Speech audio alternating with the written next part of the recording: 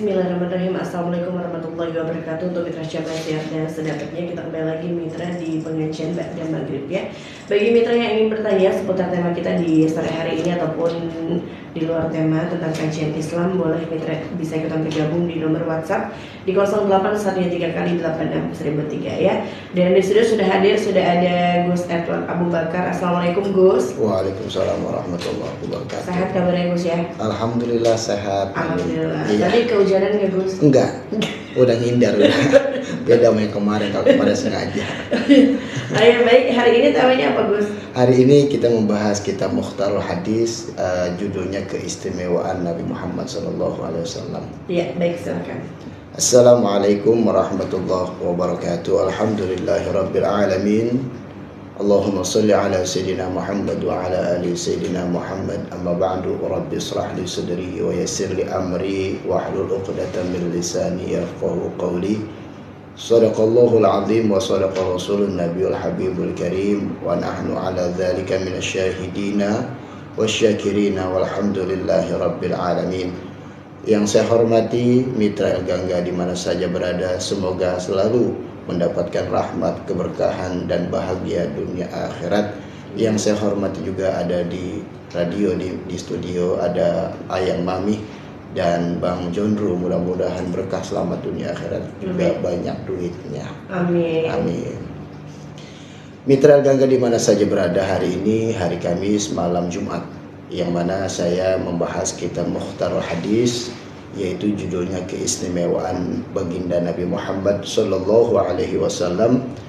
Nabi Muhammad Sallallahu Alaihi Wasallam berkata dalam sabdanya, "Atiba bil jannati yaumal qiyamati fa astaftihu fa yaqulu khazinu man anta fa aqulu Muhammadun fa yaqulu bika umirtu alla aftaha li ahadin qablaka." Artinya di hari kiamat baginda Nabi Muhammad SAW mendatangi pintu surga. Lalu ku minta, kata baginda Nabi Muhammad SAW, dibukakan pintu surga itu mintanya kepada malaikat penjaga pintu surga, yaitu malaikat Ridwan.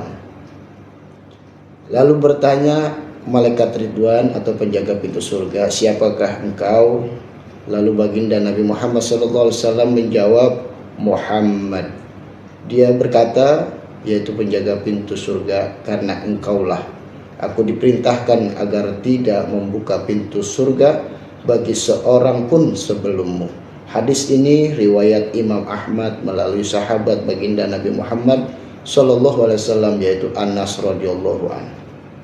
Di antara keistimewaan yang dimiliki baginda Nabi Muhammad SAW ialah beliau orang yang pertama yang membuka pintu surga atau yang masuk ke dalam surganya Allah Subhanahu wa ta'ala. Sehingga malaikat penjaga pintu surga berkata, "Aku diperintahkan agar tidak membukakan pintu surga kepada siapapun sebelum engkau," yaitu baginda Nabi Muhammad SAW. Hal ini jelas menunjukkan betapa tingginya kedudukan Nabi Muhammad SAW di sisi Allah Subhanahu wa ta'ala. Maka tidak heran apabila beliau dijuluki sebagai makhluk Allah yang paling mulia dan terhormat sebagai pemilik syafaatul uzmah. Hal ini digambarkan dalam hadis, manakala para nabi tidak ada yang berani menghadap kepada Allah Subhanahu wa ta'ala untuk memohon syafaat. Dalam hadis lain disebutkan bahwa ketika Nabi Muhammad SAW menghadap kepada Allah Subhanahu wa ta'ala dan bersujud kepadanya, yaitu Allah berfirman kepadanya, kepada Nabi Muhammad SAW, "Mintalah, pasti kuberi. Mintalah syafaat, niscaya kuberi izin untuk memberikan syafaat." Ini adalah keistimewaan baginda Nabi Muhammad SAW. Mungkin mitra El Gangga sudah sering mendengar akan keistimewaan baginda Nabi Muhammad SAW daripada alimil ulama, habaib, ustadz, kiai di sekitar kita. Banyak keistimewaan yang dimiliki oleh Nabi Muhammad SAW, yaitu salah satunya beliau adalah orang sebagai pembuka pintu surganya Allah Subhanahu wa taala. Selain itu, di pintu surga tertulis nama baginda Nabi Muhammad SAW dengan nama Ahmad. Banyak keistimewaan yang kita sudah ketahui. Dengan keistimewaan yang sudah kita ketahui, alangkah baiknya kita tambah cinta, tambah mendekatkan diri kita kepada Allah Subhanahu wa taala, dapat lebih dekat dengan baginda Nabi Muhammad SAW. Karena ketika kita mengaku sebagai umatnya, alangkah baiknya kita terus bersolawat kepada baginda Nabi Muhammad SAW.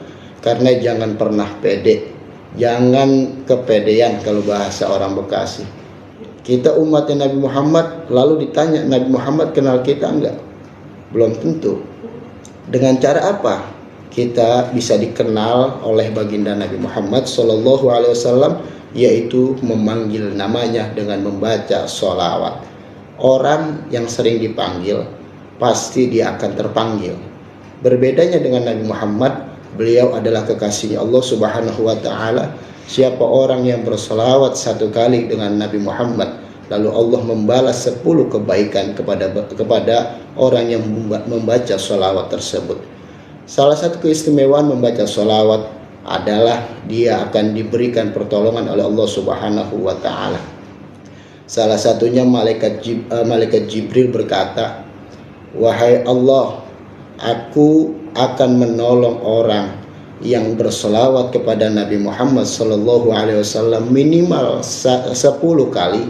Aku akan menolong melewati jembatan Shiratul Mustaqim dengan cepat secepat kilat." Lalu malaikat Israel, malaikat yang paling angker nih, malaikat yang paling angker, bahasa saya ada selawat danger. Bila Israel, itu selawat danger itu, selawat angker. Ini malaikat yang paling angker, malaikat Ijrail. Malaikat Ijrail juga berkata, "Siapa orang yang berselawat kepada engkau wahai baginda Nabi Muhammad SAW minimal 10 kali, maka akan aku cabut nyawanya seperti mencabut rambut di antara tepung. Lembut, enggak kasar, enggak geradagan, enggak pakai dibetot-betot, enggak. Tapi ini dengan kelembutan seperti menarik rambut di dalam tepung." Sungguh istimewa. Lalu kita sebagai umat Nabi Muhammad teruslah jangan pernah menyerah. Kita panggil, kita bersolawat kepada baginda Nabi Muhammad SAW agar di dunia ini kita selalu mendapatkan pertolongan daripada syafaat Nabi Muhammad dan pertolongan dari Allah Subhanahu wa taala, dan kita mendapatkan kebahagiaan baik di dunia maupun di akhirat nanti. Banyak keistimewaan Nabi Muhammad SAW yang sudah kita dengar. Alangkah lebih baiknya kita jangan pernah untuk menjauhi baginda Nabi Muhammad SAW. Sekali lagi, karena kita butuh seorang yang menolong kita baik di dunia maupun di akhirat, yaitu hanya satu, yaitu Nabi Muhammad SAW, dan kita dekatkan diri kita untuk taat kepada Allah Subhanahu wa taala. Demikian. Ya, baik, untuk mitra Syamasiar, bagi mitra yang ingin bertanya seputar tema kita dan di luar tema juga boleh, mitra ya tentang kajian Islam, mitra bisa kita bergabung di nomor WhatsApp di 0813 dan sudah ada dari Bang Mardin Boy di Jalan Bayan. Assalamualaikum Gus. Waalaikumsalam warahmatullahi wabarakatuh. Mau tanya nih, Boy, kalau taruhan bola itu termasuk judi, tapi Boy niatnya penyemangat aja. Katanya, lo penyemangat depan bini lu, Bang Boy. Katanya kemarin dapat 200.000, Boy traktir teman-teman aja tuh sampai bures, katanya 200.000, katanya gitu. Oke. Gimana tuh, Gus? Taruhan ya, namanya taruhan mah bahasanya memang judi ya. Kecuali ada satu orang, ayo yang menang saya kasih hadiah, ini namanya orang memberikan hadiah. Tapi kalau ada dua, tidak dibuat SOP atau aturan, jadinya judi. Kalau kecuali begini, ada lomba antara warga main futsal, patungannya sekian, hadiahnya sekian, ini kan namanya perlombaan. Tapi kalau berdua itu namanya judi, dapat 200.000, lumayan itu Bang Boy. Lumayan itu buat ngopinya, buat templongnya, lumayan benar, dibagi-bagiin. Bagi-bagi dosa lagi dia.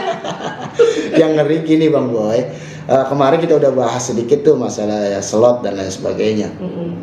Itu kan kita paham lah kalau slot mah judi. Nah ini takutnya menjadi jariah buat Bang Boy. Selagi orang itu makan terus tidak mendekatkan diri kepada Allah, maka dosanya buat Bang Boy terus menjadi jariah, terus bertambah, terus ngalir. Diganti aja dah besok mah kalau ada bola kita tonton aja. Kita tonton aja, mendingan PT ceban kita beli gorengan, gitu. Kita beli teh, kita beli kopi, kita beli martabak, boleh. Mendingan begitu, jadinya kenyang, kita semangatnya juga dapat. Nah kalau buat taruhan penyemangat, bener juga kata Ayang Mami. Nah bini jadiin penyemangat gitu. Itu bini kayaknya kalau tahu, wah lu make taruhan lagi. Nah mencak-mencak kalau tahu mah. Kayaknya mencak-mencak ini jair. Mencak-mencak bawal itu ya. Itu pecah. Begitu. Oke. Baik, selanjutnya ada Ikomatul Husnia. Assalamualaikum Gus. Waalaikumsalam warahmatullahi wabarakatuh. Gus, kalau kerja di rumah orang non muslim gimana hukumnya? Boleh. Kalau kita sholat di rumah itu atau lebih baik di kodo asar? Gitu boleh. aja. Kerja dimanapun boleh. Akan tetapi kita kan tahu tuh, maaf, dalam rumah non muslim misalkan ada binatang yang menurut agama Islam ada najisnya, misalkan guguk gitu ya. Saya emang nggak berani ngomong anjing. Lah itu Itu contoh. Jadi guguk, nah guguknya kira-kira mondar-mandir ke dalam nggak gitu. Kalau mondar-mandir ke dalam ya jangan sholat di situ. Gitu. Terus misalkan ada tempat enggak yang sekiranya steril gitu, bahasa saya steril, tidak dimasukin binatang guguk. Tapi walaupun ada ruangan yang tidak dimasukin guguk, tapi kan itu guguk bolak-balik aja tuh. Guguk bolak-balik aja, takutnya Kalau dia bolak-balik aja mah nggak masalah, takutnya dia yang kedua liur, yang ketiga bulu nih. Nah, ini orang nginjek entah kita entah siapa masuk ke kamar yang steril itu, maka kan khawatir juga. Bagusnya bagaimana? Sebenarnya begini, bagusnya mah dikodok boleh, tapi lebih bagusnya kalau waktu zuhur ya zuhur gitu. Minggir dulu kemana kek, di depan gerbang aja itu sholatnya. Jangan cari musola terdekat. Mungkin cari musola terdekat atau cari tempat yang bagus dah menurut kita, steril gitu. Kalau dia punya rumahnya tingkat, kita kan namanya maaf ya, IRT itu lebih tahu keadaan. Pokoknya cari aja sikonnya yang pas. Tapi lebih sebaik-baiknya sholat adalah waktu zuhur ya zuhur gitu, mendahulukan waktunya begitu. Iya. Baik, selanjutnya ada Mbak Asri. Assalamualaikum Gus. Waalaikumsalam. Ini janin keguguran, apakah masih sunnah akikah? Nah, kalau akikah mah hukumnya kan untuk orang yang untuk manusia. Nah, kalau yang sudah keguguran maka tidak diharuskan untuk akikah, karena dia memang sudah bersih, sudah nggak ada dosa. Gitu. Nah, hukumnya akikah kan itu menebus gadaian. Boleh nggak kita mengakikahkan anak yang belum lahir bahkan ke dunia ini, terus kita akikahkan? Itu lebih bagus. Namanya kita tanda syukur kita kepada Allah Subhanahu Wa Taala. Ya bagaimana biar anak kita jadi tambah bagus di kehadirat Allah Subhanahu Wa Taala. Bagus. Jadi diakikahin boleh, yang nggak diakikahin karena dia memang bahasanya masih janin, belum lahir, hitungannya belum lahir gitu. Ada yang udah keluar sampai gede belum diakikah? Ada, benar, udah aki-aki. Ada, saya tambahin nih. Untuk orang yang sudah wafat, misalkan orang tua saya nih, orang tua saya sudah wafat, mungkin beliau tidak ada kemampuan untuk akikah. Terus saya boleh nggak akikahin almarhum? Boleh.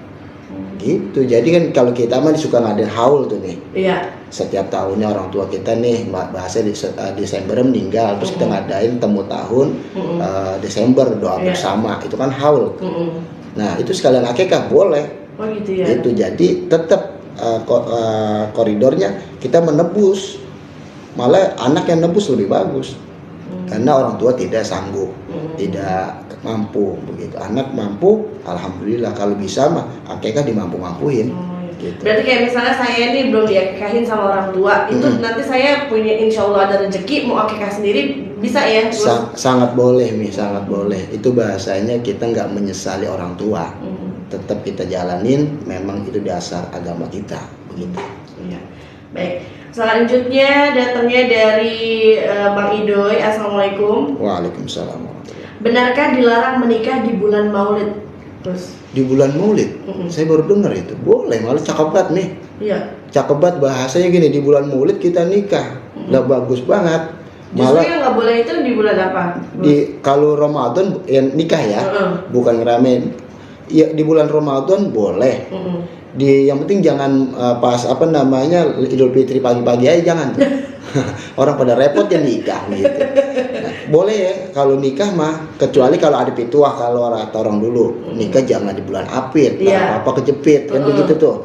Itu mah sebenarnya pituah, boleh-boleh aja, kapan aja boleh. Yang penting kalau bulan puasa nikah boleh. Boleh nih, tapi resepsinya bingung itu. Iya. Makannya rada kurang dikit. Iya.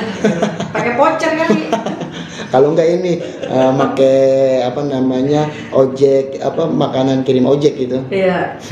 Ojek online. Ojek online. Bisa gitu. Selanjutnya ini ada dari Bunda Eno. Assalamualaikum Gus. Waalaikumsalam. Apa hukumnya transfusi darah dari non Muslim? Wah. Sebenarnya kalau darah kan nggak ada gini, maksudnya darah kalau buat kesehatan itu nggak ada najisnya. Misalkan ada donor kan, donor darah dari non muslim nggak apa-apa, gitu nggak apa-apa. Ya kan mungkin yang dikhawatirkan si non muslim itu kan memakan makanan yang haram misalnya gitu, terus ditransfusiin ke kita yang non muslim itu gimana? Ya boleh-boleh aja. Boleh aja ya? Tapi kalau ragu atau khawatir ya jangan. Tapi kan kita di rumah sakit nggak tahu nih. Iya betul. Nah simpel kan begitu, rumah sakit alhamdulillah nih ibu bapak buat pasien sudah dapat donor dari PMI contohnya kan kita, tapi kita nggak tahu tuh nih. Iya. Si A agamanya apa, darah ini apa agamanya apa. Karena darah itu nggak ada agamanya begitu simpelnya. Boleh-boleh aja. Boleh-boleh aja jadinya ya. Ada lagi datanya dari hamba Allah. Haid saya tidak lancar, bagaimana jadwal sholat dan puasanya Gus? Haid tidak lancar, selagi tidak haid maka jadwal untuk kegiatan sholat, puasanya ya jalankan terus, nggak ada masalah. Untuk bicara tidak sehatnya haid kita konsultasi dengan kesehatan atau ke dokter, itu berbeda. Kalau haid terus kita sholat, kita kan udah paham nggak boleh. Nah ini tidak lancar, berarti kan kita tahu haid atau tidak, gitu nih. Haid atau tidak. Maka kalau tidak haid kita sholat. Kalau kalau haid ya jangan, gitu. Nah lebih bagusnya kita konsultasi atau berobat ke kesehatan, ke dokter. Ini haid saya begini, kenapa? Takutnya kenapa dan lain sebagainya, begitu. Iya. Baik, selanjutnya juga ini ada hamba Allah juga. Hukum pamer harta di media sosial, Gus. Kan banyak banget nih sekarang apa-apa diposting gitu kan. Baru beli perhiasan baru posting. Gitu. Ganti laki posting. Jangan. Berabe. Nanti semua media akan mengekspos. Akan masalah viral kan di infotainment. Nah kalau menunjukkan harta benda diri kita diposting, jangankan harta benda. Wah saya punya motor baru, saya punya Yusuf nih, saya rekam, saya masukin kan, sehingga orang lain tahu. Jangankan seperti itu nih, jangankan seperti itu. Jadi ada dua pertimbangan. Kita punya WA nih, moto cekrek. Itu kan kita cuma nunjukin kebahagiaan kita nih. Iya. Menurut Mami, boleh nggak ke Mami nunjukin kebahagiaan Mami? Ya boleh. Boleh. Oke. Tapi di sisi lain ada orang yang kelaparan. Iya. Ada maksudnya semua kontak itu kan kita nggak tahu keadaannya. Iya, mungkin betul. ada yang lapar dan lain sebagainya. Jadi prinsipnya posting aja. Akan tetapi kita yang melihat postingan orang jangan iri, Iya. jangan ngebacot. Ini orang udah buat ini cuman pecak doang nih. Padahal dia pengen nih. Kan begitu ya. Padahal dia lagi ngedumel, lagi pengen. Sebenarnya Mami mah nggak salah, karena niatnya menunjukkan kebahagiaan, tidak ada rasa sombong, tidak ada rasa untuk pamer dan lain sebagainya. Ini yang standar aja, nggak usah kayak entertainment yang di YouTube. Nah kayak gini aja, Mami nggak ada masalah. Kita sebagai penglihat ya biasa-biasa aja gitu.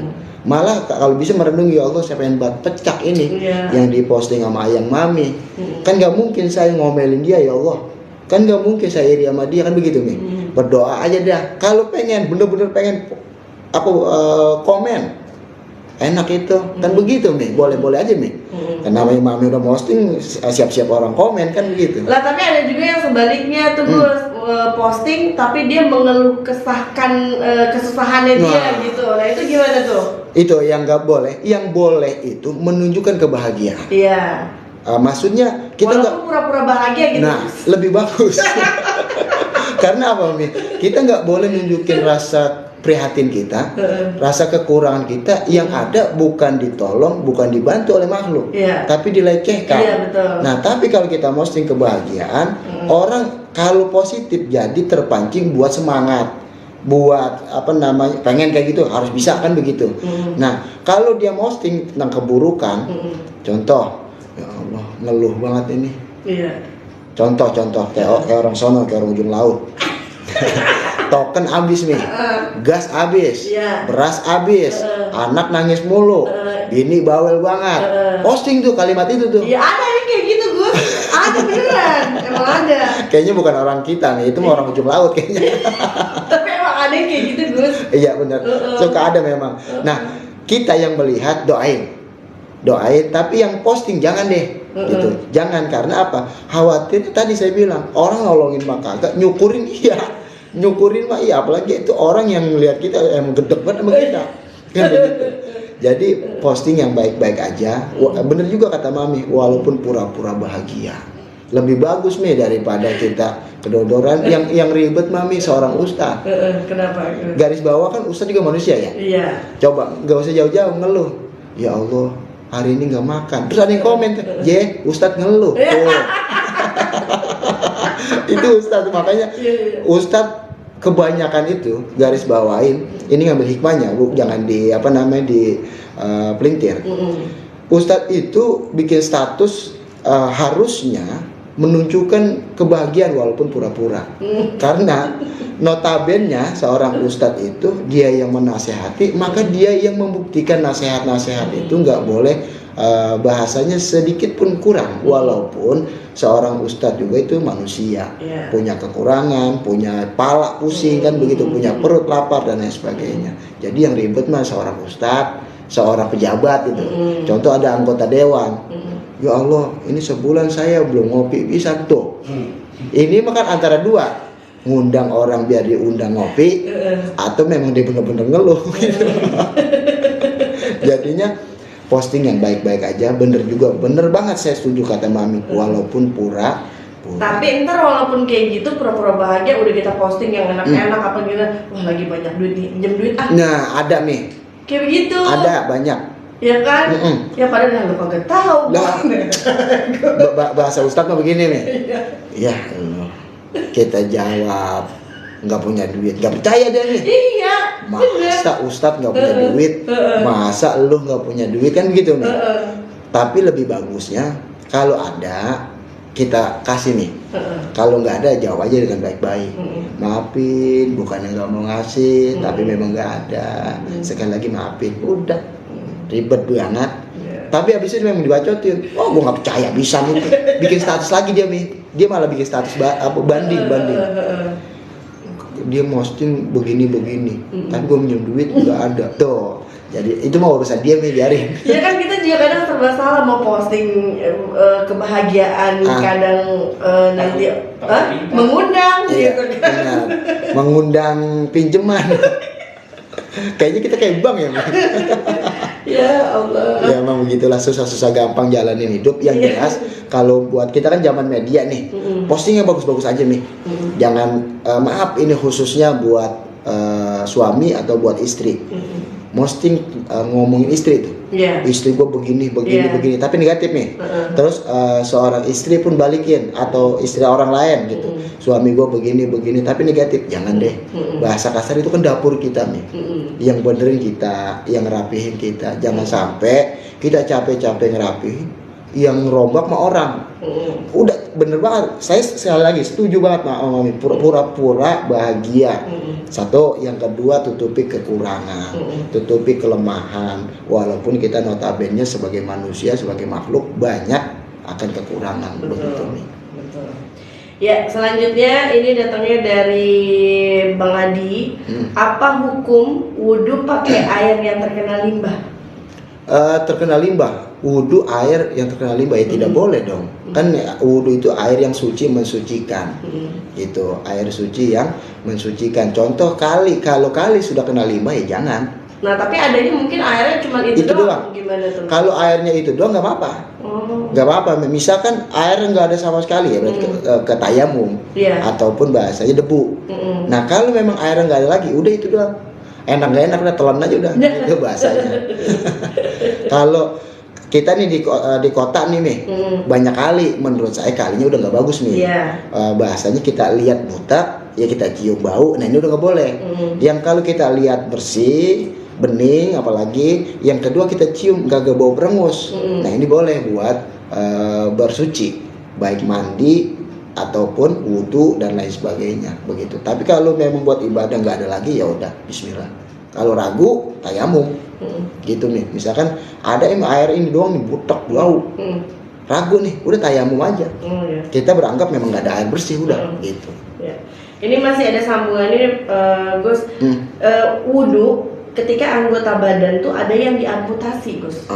Itu bagaimana? Nah begini nih, ada orang botak, ya orang botak kan nggak punya rambut ya, klimis. Kan kita belajarnya membasuh rambut kepala. Itu kan bahasa isyarat aja, isyarat. Nah, saya nggak ada rambutnya nih, berarti saya nggak basuh ya kan? Rambut pala nih, pala. Jadi palanya dibasuh walaupun di pala tidak ada rambut. Jadi isyarat aja, isyaratnya aja. Memang rukunnya aja. Terus misalkan maaf tidak bagaimana memang harus jelasin karena ini fikih. Tangan si A sebelah kanan nggak ada nih. Maka itu kan habisnya diamputasi sampai mana tuh? Itu yang dibasuh. Gitu sampai sikut. Udah sikut yang dibasuh. Gitu. Kalau maaf banget kalau sampai habis sampai pundak, ya pundak yang dibasuh. Isyarat aja. Syaratnya aja begitu, rukun syaratnya aja. Tapi kembali lagi kita belajar agama itu selain dipahami juga dikuasai. Jadi rambut ya pala nggak ada rambutnya berarti nggak dibasuh ya jangan. Terus yang kedua kita harus tahu di dalam wudhu itu mana yang wajib mana yang sunnah gitu. Yang wajib tangan, muka dan lain sebagainya. Nah kalau yang lain misalkan wudhu kita jamaah lagi ngikut pengajian di mana gitu nih masjid, wah ribuan nih orang, airnya cuma dikit nih, takutnya ntar yang belakangan kagak dapat wudhu. Maka yang wajib aja wudhunya. Begitu, makanya penting banget belajar fikih, mengetahui mana yang wajib mana yang sunnah. Kalau lagi rame-rame gitu, lagi urgent begitu, yang wajib aja begitu. Baik, itu sekaligus pertanyaan terakhir ya. Jadi buat mitra Cabasiar ataupun yang sudah ikutan bergabung di pengajian Ba'da Maghrib, tapi bagi mitra yang masih belum bisa ikutan kesempatan ini, mudah-mudahan nanti bisa ikutan bergabung kembali. Terakhir silakan penutup. Baik, mitra Gaga di mana saja berada, mudah-mudahan yang mendengarkan mendapatkan keberkahan dari Allah Subhanahu wa taala dan mudah-mudahan selalu bahagia dan dibantu ditolong oleh Allah Subhanahu wa taala. Keistimewaan Nabi Muhammad SAW sangatlah luar biasa. karena satu-satunya nabi dan rasul yang paling mulia adalah baginda Nabi Muhammad SAW. Bukan hanya itu, beliau sangat sayang dengan umatnya, yang mana umatnya selalu disebut, selalu dicari, dan selalu ditolong oleh baginda Nabi Muhammad SAW. Kita sebagai umatnya, mari sama-sama kita ajak zohir dan batin kita untuk tambah cinta kepada baginda Nabi Muhammad SAW. Mari kita berdoa kepada Allah Subhanahu wa Ta'ala. Mudah-mudahan doa-doa kita, cita-cita kita, mimpi kita Allah ijabah dan Allah qabul. Bismillahirrahmanirrahim. Alhamdulillahirabbil alamin. Allahumma shalli ala sayyidina Muhammad wa ala ali sayyidina Muhammad. Rabbana zalamna anfusana wa illam taghfir lana wa tarhamna lanakunanna minal khasirin. La ilaha illa anta subhanaka inni kuntu minadh zalimin. La haula wa la quwwata illa billahil aliyyil azim. Allahumma arinal haqqa haqqan warzuqna ittiba'ah wa arinal batila batila warzuqna ijtinabah. Rabbana hab lana min azwajina wa dhurriyyatina qurrata a'yun waj'alna lil muttaqina imama. Rabbi habli minas salihin, Rabbi habli minas salihin, Rabbi habli minas salihin. Rabbi ighfir lana wa li walidayna warhamhuma kama rabbayana shighara. Rabbana atina fid dunya hasanah wa fil akhirati hasanah wa qina adzabannar. Wa sallallahu ala sayyidina Muhammadin wa ala alihi wa sahbihi wasallam. Walhamdulillahi rabbil alamin. Assalamualaikum warahmatullahi wabarakatuh.